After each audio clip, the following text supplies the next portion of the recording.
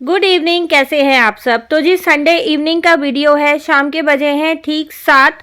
और last vlog में मैंने आपके साथ शेयर किया था कि संडे को हम लोग गए थे भवी की बर्थडे पार्टी में। शर्मिष्ठा जी ने पूछा था कि भवी कौन है, शायद आपके भाई की बेटी है। तो जी वो मेरी छोटी वाली भतीजी है, छोटे वाले भाई की बेटी। बड़े वाले भाई की बेटी का नाम दिया है। और वापस आते आते हेवी ट्रैफिक के कारण हम लोगों को 6:45 हो गया था। और बस आते ही हाथ मुंह धो के मैं लग गई हूँ अपने किचन के कामों में, क्योंकि मुझे डिनर भी रेडी करना है। और सबसे पहले मैंने रखा है दूध बॉयल होना, क्योंकि मुझे दही जमानी है कल सुबह के लिए। तो बस मुझे ये हुआ कि दही के लिए मैं दूध बॉयल कर देती हूँ, खाना वगैरह बनाऊंगी तब तक जो है दूध भी मेरा ठंडा हो जाएगा। तो मुझे बहुत लेट नाइट तक नहीं जगना पड़ेगा, क्योंकि तबीयत मेरी ऑलरेडी डाउन चल रही है। सैटरडे को बहुत ज़्यादा मेरी रात को हालत ख़राब हो गई थी घर जाने के बाद। तो मुझे यही था कि आने के बाद बस मैं फटाफट से डिनर की तैयारी करती हूँ, खाना वाना बनाती हूँ और फिर अपना रेस्ट करती हूँ। बच्चे बोल रहे थे मम्मी थोड़ी देर रेस्ट कर लो। मैंने कहा नहीं, थोड़ी देर के लिए अगर बैठी तो फिर मुझसे खाना नहीं बनेगा। तो अभी फिर प्लान ये हुआ कि मटर पुलाव बनाते हैं विथ सोयाबीन बड़ी। और यहाँ पे मैं और खुशी दोनों लग गए हैं चॉपिंग करने। खुशी प्याज चॉप कर रही है, मैं टमाटर चॉप कर रही हूँ। बस ये था कि थोड़ा जल्दी जल्दी करके ना फटाफट से काम ख़त्म हो जाए और फिर मैं रेस्ट करूँ, क्योंकि सैटरडे को मुझे नहीं पता एकदम से ना बहुत ज़्यादा वीकनेस फील होके और मुझे ऐसा लग रहा था कि जैसे बहुत तेज़ मुझे बुखार है। 3-4 मैंने रजाइयाँ ले रखी थी, प्लस बिल्कुल बगल में रूम हीटर चल रहा था और फिर भी मेरी बॉडी पूरी शिवर कर रही थी। तो मुझे इस टाइम पे भी बहुत ज़्यादा वीकनेस फील हो रही थी। और सूट के ऊपर मैंने जैकेट पहनी हुई थी, तो जैकेट में ना काम करना थोड़ा सा कन्वीनियंट नहीं होता है। बस इसी वजह से मैंने खाना बनाते टाइम जो है जैकेट उतार के रख दी है।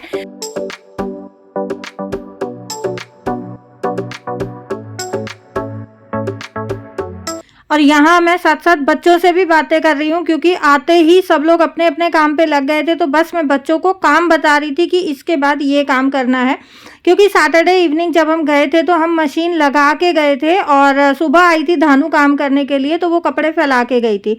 कपड़े भी उतारने थे। तो बस ये हुआ, खुशी मेरे साथ किचन में हेल्प करेगी और लकी जो है तब तक सारे बाहर से कपड़े उतार के और सारे कपड़े वो अंदर रख देगा। फिर कल जब धानु आएगी तो वो मॉर्निंग में आके सारे कपड़ों को फोल्ड करके सभी की अलमारियों के अकॉर्डिंग उनको सेट कर देगी। अच्छा, बड़े बुजुर्गों की जो बातें हैं ना, अगर हम उनको याद रखते हैं, फॉलो करते हैं, तो वो हमारे जीवन में एक खास अहमियत रखती हैं।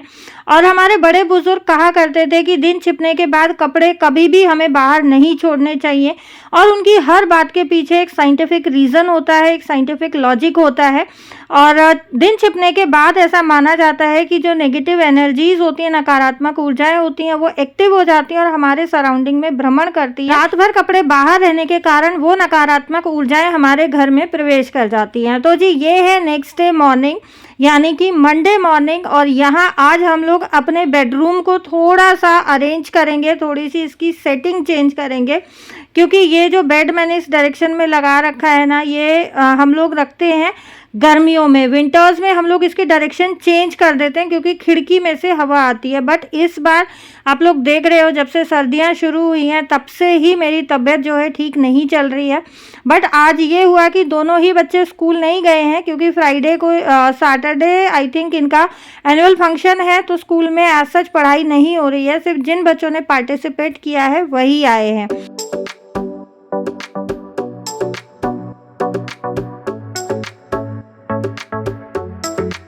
और धानु मॉर्निंग में आई थी तो सिर्फ डस्टिंग करा के मैंने उसको वापस भेज दिया था, क्योंकि मुझे यही था कि इस रूम में से जो भी कूड़ा कचरा निकलेगा तो वो वापस आके जब झाड़ू पोछा करेगी तो पूरा घर एक बार में क्लीन हो जाएगा। यहाँ बच्चों का स्टडी टेबल लगा हुआ था। वैसे इस तरीके से बेड रखने के बाद हमारे इस रूम में काफ़ी जगह निकल आती है। और अभी मैं जो ये आप सामने वॉल हैंगिंग देख रहे हो, इस वाली दीवार पे इसको शिफ्ट करने वाली हूँ। जो लोग स्टार्टिंग से मेरे व्लॉग्स देख रहे हैं उन लोगों को पता होगा कि ये बेड मेरा पहले उसी दीवार पे था। तो जी जहाँ स्टडी टेबल थे वहाँ से मैंने झाड़ू लगा दी है। और साथ साथ लकी कर रहा है मॉपिंग, क्योंकि खुशी कर रही थी बेड के सामान को खाली और साथ साथ बेड की डस्टिंग।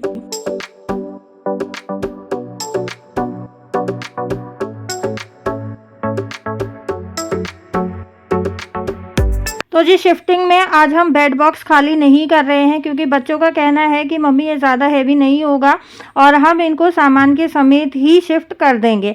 अगर लगेगा तो बाद में हम इसको खाली करेंगे क्योंकि खाली करके सामान वापस से रखने में ना काम बहुत ज़्यादा बढ़ जाता है। हालांकि सामान रीअरेंज हो जाता है, बेड बॉक्स रीऑर्गेनाइज हो जाता है, बट टाइम हमारे पास अभी उतना नहीं है कि हम इतना डीप क्लीनिंग को टाइम दें क्योंकि खुशी के प्री बोर्ड्स चल रहे हैं, बोर्ड भी आ गए हैं, लकी के भी फाइनल एग्जाम्स आने वाले हैं, तो बच्चों को पढ़ना भी है।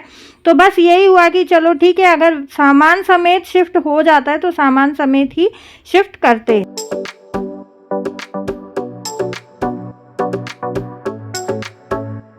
और आपके घर में कितने भी अच्छे से साफ सफाई होती हो, चाहे आप खुद कर रहे हैं या चाहे आपके घर में हेल्पर कर रही है, लेकिन ऐसा पॉसिबल नहीं है कि जब आप बेड सरकाते हो तो बेड के नीचे से बिल्कुल भी कूड़ा ना निकले, क्योंकि कुछ एक कॉर्नर्स ऐसे होते हैं जहां झाड़ू या पोछा पहुंचना पॉसिबल नहीं होता है।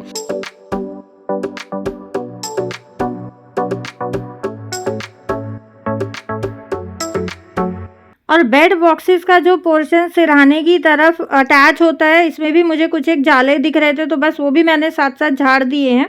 और जितना हल्का फुल्का काम मेरे से हो पा रहा है उतना काम मैं कर रही हूँ। बाकी की हेल्प जो है बच्चे कर देते हैं, और बच्चे बड़े होने के बाद ना ये बहुत सहारा हो जाता है। और हम मम्मियाँ पूरी मतलब जब से बच्चे होते हैं तब से लेके हम लोग इस दिन का इंतज़ार करते हैं कि कब हमारे बच्चे इतने बड़े होंगे, कब हमारी हेल्प करेंगे, कब इन सब कामों में हमें बच्चों की मदद मिलेगी। मैंने भी इस दिन का बहुत इंतज़ार किया है क्योंकि हमेशा से ही आप लोगों ने देखा है इस तरीके के ये शिफ्टिंग वाले काम मैंने अकेले ही किए हैं, और मेरे लिए ना पॉसिबल नहीं होता है कि मैं सामान समेत बॉक्स को जो है शिफ्ट करूं, बेड बॉक्स को। तो मैं हमेशा ही क्या करती थी, पहले सामान निकालती थी, फिर मैं सरकाती थी, फिर मैं वापस सामान रखती थी, तो उसमें बहुत ज़्यादा प्रॉब्लम हो जाती है। लेकिन आज मुझे इतनी खुशी है कि मेरे बच्चे इतने बड़े हो गए हैं और मेरा जो इतना लंबे टाइम का इंतज़ार था वो ख़त्म हो गया है कि आज मेरे बच्चे इन सब चीज़ों में मेरी हेल्प कर रहे हैं और मेरे ऊपर अकेले पे इतना बर्डन नहीं आया है। क्योंकि ये सब काम करने के बाद मुझे बैक पेन भी होता था, मेरी बॉडी भी टायर्ड हो जाती थी, बहुत थकान होती थी। और ये छोटी छोटी शिफ्टिंग्स ऐसी होती हैं कि ये हमें घर में करते रहने चाहिए, क्योंकि थोड़ा सा ना रूम का लुक चेंज हो जाता है थोड़ा सामान इधर उधर होने से। और सबसे बड़ी चीज़ होती है कि आपके रूम की एक बार पूरी तरीके से डीप क्लीनिंग हो जाती है।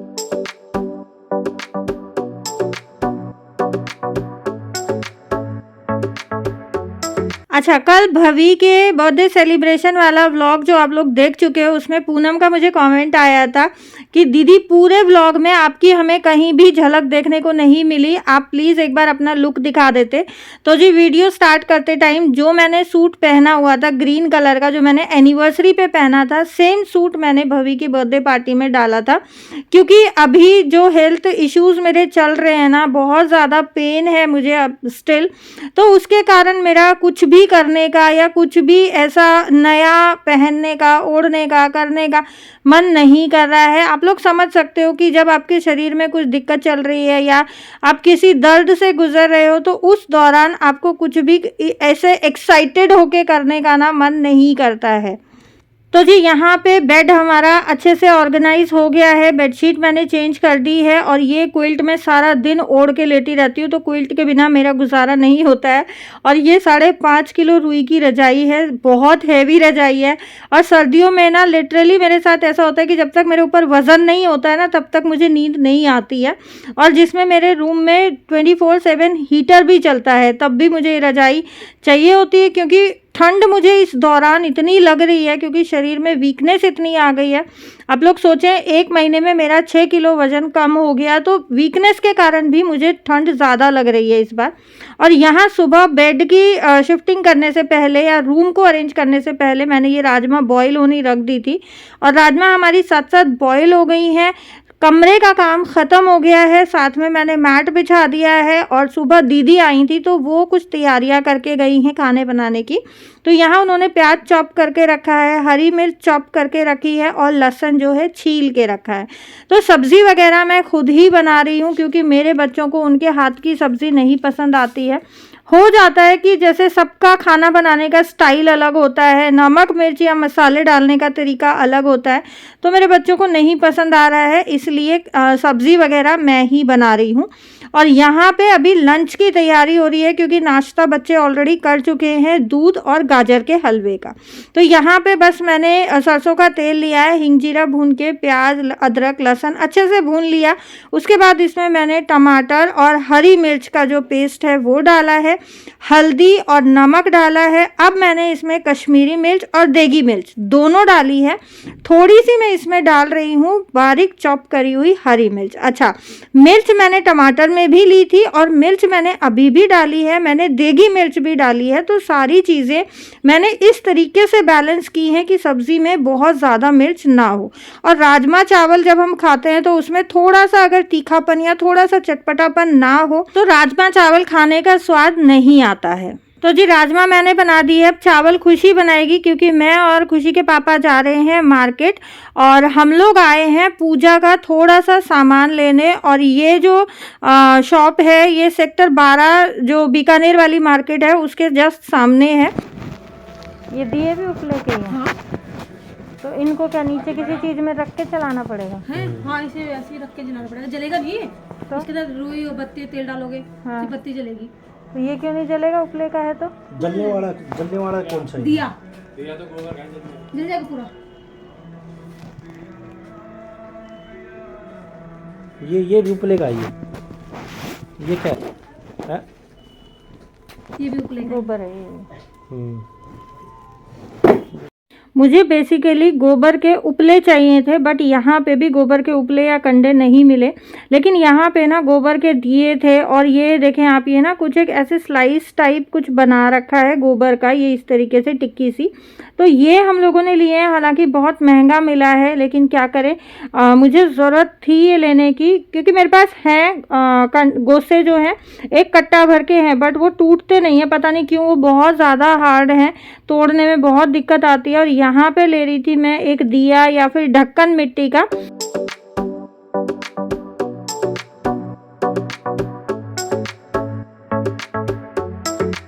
और इस दुकान में जितने भी छोटे बड़े मिट्टी के ढक्कन थे ये सभी मटकियों के साथ के थे, तो इन्होंने अलग से नहीं दिया। फाइनली हम लोगों ने फिर ये बड़ा वाला दिया ले लिया कि चलो ठीक है, क्योंकि हमें धूमनी देनी है बेसिकली और भोग वगैरह लगाने के लिए मुझे चाहिए। तो बस ये दिया मुझे परफेक्ट लगा, ये मैंने ले लिया है। और अभी यहाँ पे ना फिर मुझे निकलते निकलते छोटे छोटे मिट्टी के दिए दिखे, ये मुझे बहुत सुंदर लग रहे थे। हालांकि मेरे पास इनका कोई काम नहीं है बट जो चीज़ कई बार होता है, आपके साथ भी ये चीज़ होती होगी, स्पेशली लेडीज़ के साथ ये आदत होती है कि आप मार्केट में गए हो कुछ लेने, लेकिन आपको अगर कुछ पसंद आ जाता है, चाहे आपको उसकी ज़रूरत ही ना हो, घर में आके ऐसे ही रखा रहे, बट फिर भी हम लोग उसको ख़रीद लेते हैं। मेरे साथ ऐसा बहुत होता है। अगर मैं उस टाइम छोड़ दूंगी ना तो घर में आके भी मेरे माइंड में वही चलता रहता है, यार वो कितना अच्छा लग रहा था, कितना अच्छा। और फिर मैं चाहे 2 दिन बाद जाके लेके आऊँ, मैं उस चीज़ को लेके आती हूँ।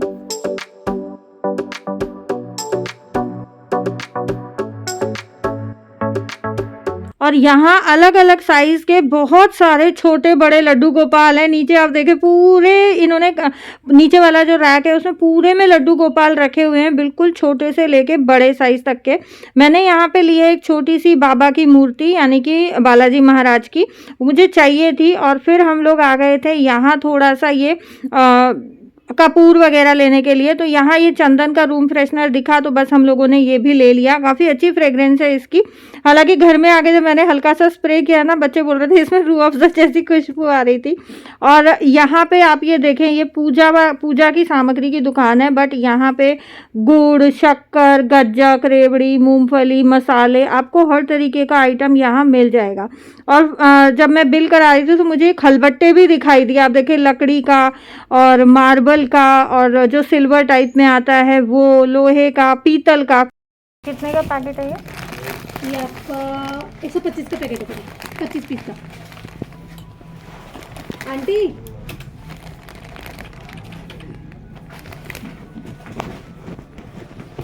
इसे क्या बोलते हैं? अच्छा, बिल कराते कराते मुझे एक और चीज़ दिख गई, तो मैं फटाफट भाग के इस सेक्शन में आ गई और ये है बहुत छोटी छोटी बहुत प्यारी प्यारी सी चौकियाँ। तो मैंने जो बाबा की मूर्ति ली है उसके लिए मुझे लगा कि मुझे उनको बिठाने के लिए आसन ज़रूर लेना चाहिए, तो यहाँ मैंने ये चौकी ली है। और उसके बाद मुझे याद आया कि मुझे मेरी तुलसी माँ के लिए चुन्नी भी चाहिए। इस बार सर्दियाँ मेरी सारी ऐसे ही निकल गई, कुछ भी मैं कर नहीं पाई और यहाँ बहुत छोटी छोटी चुन्नियाँ थी, तो मुझे चाहिए थी एक बड़ी सी चुन्नी। फाइनली ये वाली चुन्नी मैंने ली है। और उसके बाद मुझे ये लगा कि जो मैंने चौकी ली उसके लिए भी मुझे आसन चाहिए छोटा सा, तो वो मैं देख रही थी। तो वो भी इनके पास एक स्क्वायर में वेलवेट कपड़े में चारों तरफ लेस लगी हुई है, तो बस वो दीदी ने बताया तो ये मैंने निकाल लिया है। यहाँ पे ये वाला आसन मैं ले रही हूँ चौकी के लिए। काफ़ी बड़ी दुकान है, आपको हर तरीके का पूजा का आइटम, लड्डू गोपाल के ज्वेलरी, कपड़े, हर तरीके का। और इनके पास हमारे में जो कुआं पूजन पे दोघड़ जाती है ना जच्चा की, वो भी रखी हुई है। तो मुझे काफ़ी अच्छा स्टोर लगा और फाइनली यहाँ हमारा बिल हो गया है। अभी हम लोग चल रहे हैं घर। ये था मेरा आज का video. Thank you so much for watching.